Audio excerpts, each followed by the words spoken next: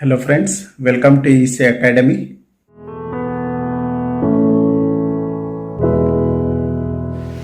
In this lecture, let us understand Quadrature Carrier Multiplexing. Quadrature Carrier Multiplexing is a technique in which we can transmit more number of signals within same channel bandwidth. So Quadrature Carrier Multiplexing is a technique in which we can transmit more number of signals within the same channel bandwidth. This technique is also known as Quadrature Amplitude Modulation, which is QAM. This figure shows QAM transmitter. It consists of two product modulators that are supplied with the carriers which differ in phase by 90 degree, which means the top product modulator will have the carrier signal AC cos 2 pi FCT, and if we have 90 degree phase shift for this carrier, we will get AC sin 2 pi FCT as the carrier signal for the bottom product modulator. The output of these two product modulator is added to produce the multiplexed signal S of t. Therefore, we can write S of t is equal to S1 of t plus S2 of t. So here we are transmitting two message signals M1 of t and M2 of t over a same channel.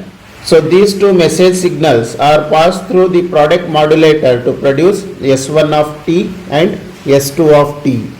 So these two signals are added to produce the multiplexed signal S of t, which will be equal to S1 of t plus S2 of t. So we can write S of t as AC M1 of t cos 2 pi FCT plus AC M2 of t sin 2 pi FCT.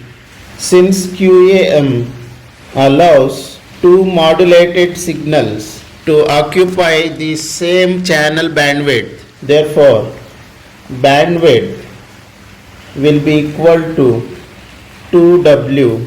Here W will be equal to maximum value between FM1 and FM2.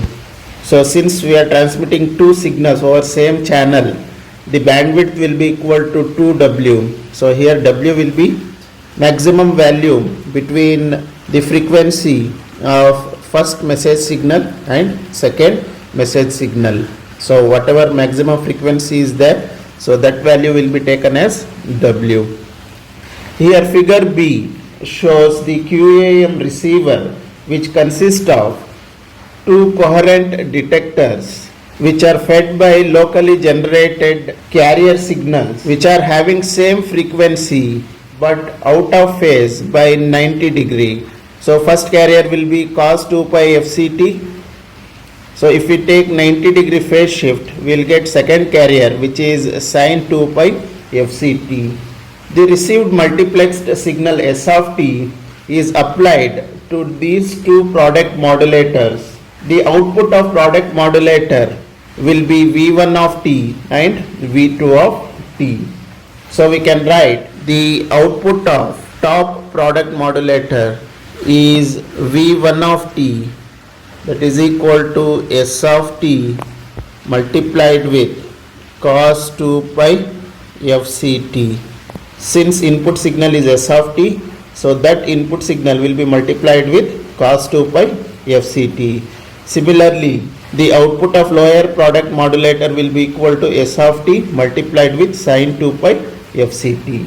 Here, the low pass filter removes the high frequency and allow only the low frequencies. That's why the output of top modulator will be equal to AC by 2 into M1 of t, which will be the demodulated signal.